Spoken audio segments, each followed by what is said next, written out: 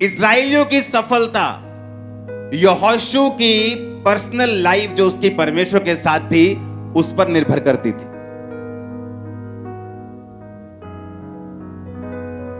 और लोग बोलते हैं किसी भी चर्च में चले जाओ कोई फर्क नहीं। परमेश्वर ने कहा यहोशू ये लोग जो मेरे हैं मैं उनको कनान में लेके जाऊंगा जहां दूध और शहद की नदियां बहती हैं, पर तू अपने व्यक्तिगत संबंध जो मेरे साथ हैं उन्हें मजबूत कर ले।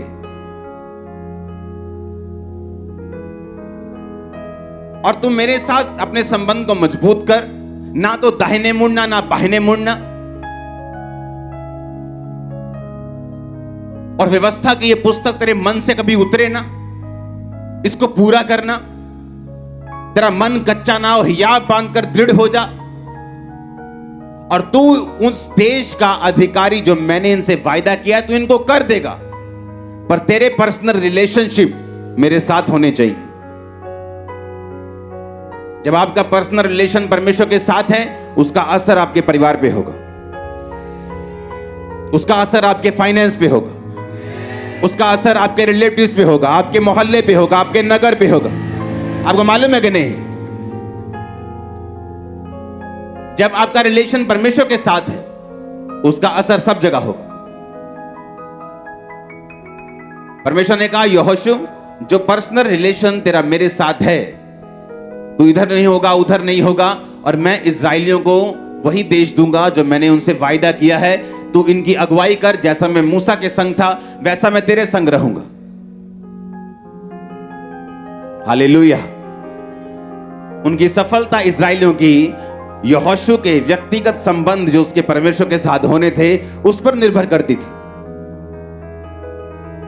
अपने पड़ोसी से पूछो तेरे परमेश्वर के साथ संबंध कैसे हैं। पूछो अपने पड़ोसी से फिर से, बोलो प्रभु के साथ रिश्ता कैसा है?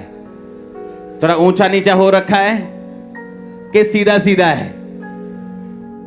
हालेलुया। जितना रास्ता सीधा होगा उतना हम ही सीधा चलेंगे, और जितना हम टेढ़ा मेढ़ा रखेंगे उतना हम ही झुटकोले खाएंगे। परमेश्वर ने कहा तू उस देश का अधिकारी इनको कर देगा, पर मैं तुझसे कहता हूं व्यवस्था की पुस्तक से ना दाहिने मुड़ना ना बाहिने मुड़ना। दिन रात अपना ध्यान इन्हीं पे लगाए रखना। Hallelujah, hallelujah.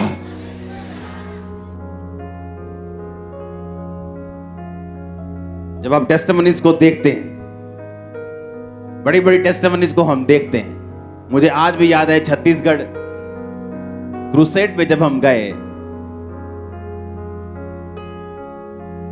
तो उस समय जब मैं और मेरी वाइफ हम रूम में हम प्रेयर कर रहे थे और मैं खिड़की के पास बैठा था, और मैं सुबह का बैठा और शाम तक ऐसे ही बैठे रहा। वो देख रही है यार ये बंदा उठता ही नहीं प्रेयर जो हो गए। सिंगल रूम था ना, तभी बाहर गए थे, तो वैसे तो मैं अपने प्रेयर रूम में होता हूं। सुबह से लेके शाम तक जब प्रेयर हुई, सुनो मेरी बात, मुझे इंग्लैंड में लोग लेने आए, आपको चलना है, आपको ये मार्केट जाना है, वो जब क्रूसेड हुआ मैं किसी जगह नहीं गया और सीधा वापस। तो यार ये कैसी लाइफ है। लेकिन जब लोग मिरेकल्स को देखते हैं, कामों को देखते हैं, उन्हें मालूम होता है कि जो अगुए की लाइफ है वो आम लोगों की जैसे नहीं है। अगर वो वैसी ही लाइफ जिएंगे जो आम लोग जी रहे हैं तो उनकी लाइफ में फिर रिजल्ट भी वैसा ही होगा जैसा आम लोगों की लाइफ में। अगर आपने बड़ा स्टैंड लिया परमेश्वर के लिए तो फल बड़ा है, आपने थोड़ा लिया तो फल थोड़ा है। आपने ज्यादा गुड़ डाला तो चाय मीठी है, नहीं डाला तो फीकी है, तो सीधी बात है। हालेलुया।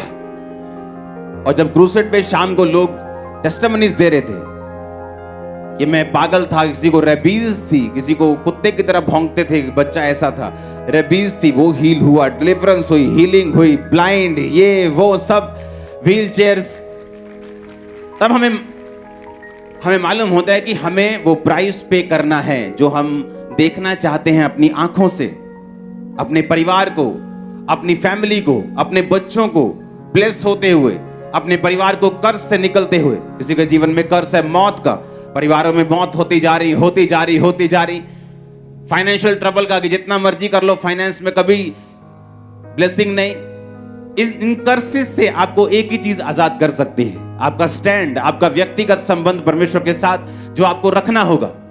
परमेश्वर ने कहा वो सारे देश में तुम्हें देने के लिए तैयार हूं, वो सारे वायदे में पूरा करने के लिए तैयार हूं, पर तू मेरी व्यवस्था से कभी भी इधर उधर मत होना और दिन रात इस पर ध्यान देना। इस तेरे मुंह से निकला करें, अपने मन से इन्हें उतरने मत देना। दिन रात इन्हें बोलना, हियाब बांधना यानी दृढ़ होना, यानी कि तुम हिलना मत, डरना मत, घबराना मत। मुसीबतें परीक्षाएं आएंगी लेकिन तुम इधर उधर मत होना। वो सब देश, सब वायदे जो मैंने तुमसे किए हैं मैं तुमको दे दूंगा। अपने व्यक्तिगत संबंधों को मेरे साथ पूरा रखना। आमीन। हमें लगता है हमारी वाइफ प्रार्थना कर रही है, हमें जरूरत नहीं प्रेयर की।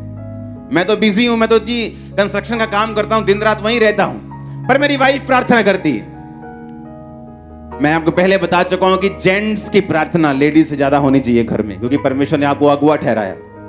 जब अगुवाई अंधा है तो घर कहां जाएगा? अगर अगुवाई अंधा है तो बाइबल कहती है अंधा अंधे को रास्ता नहीं दिखा सकता, दोनों गड्ढे में गिरेंगे। भाई प्रार्थना करेगी वो घर को संभाल पाएगी। भाई प्रार्थना करेगी ऐसी चीजों को देख पाएगी जो सही नहीं, उसके बच्चों में, उसके पति के, उसके फाइनेंस के, उसके घर में, उन चीजों को वो ठीक कर पाएगी। हस्बैंड प्रार्थना करेगा, परमेश्वर उसकी अगुवाई करेगा आगे बढ़ने में, ग्रो करने में, वो चीजें हासिल करने में जिसके लिए परमेश्वर ने उसे बुलाया है। अगर हम बोलते हैं हम तो जेंट्स हैं, मैं तो जब ये चर्च शुरू होने से पहले जब मीटिंग्स देखता था तो जेंट्स लोग वर्शिप में तालियां तक नहीं बजाते थे, ऐसे बैठते थे सामने अनॉइंटेड वर्शिपर पूरा जोर लगा रहा है और पूरा आगे गड्डी भई है पंजाबी जी कहते, और बंदे देख रहे हैं। हाँ बहुत बढ़िया, एक कदी गजल होर सुनाओ। लेकिन अगर आप अब देखेंगे वर्शिप करते पंजाब में, सब एक समान, लेडीज जेंट्स सब झूम के नाच के, हालेलुया। परमेश्वर ने कहा तेरे व्यक्तिगत संबंध मेरे साथ कैसे,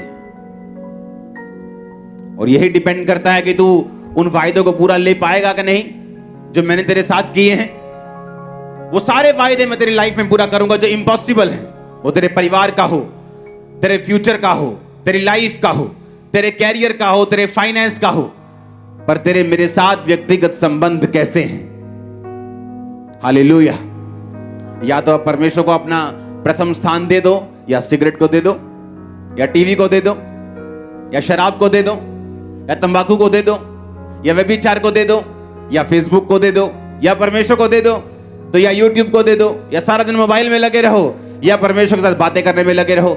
जितना हम परमेश्वर के करीब जाएंगे उतना वो हमारे लिए हेवन ओपन कर देगा। जितना हम परमेश्वर के करीब जाएंगे उतना हमारी आईज ओपन होंगी और वो देख पाएंगे जो पहले देख नहीं पा रहे थे।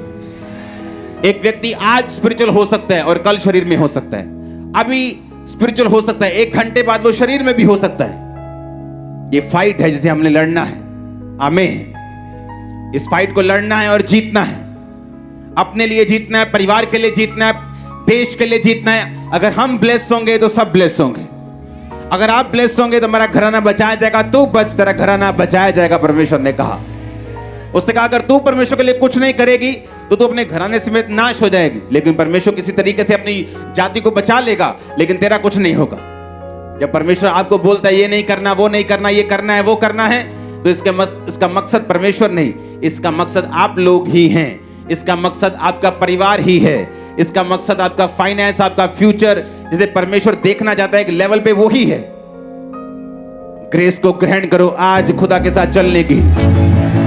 हर एक अनहोली, अनगॉडली और वो चीज जो शैतानी लाइफ से आउट हो अभी यीशु के नाम में।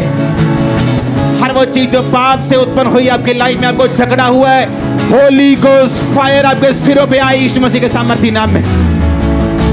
आमीन। चाहिए बरकत आपकी चर्च। Hallelujah, hallelujah.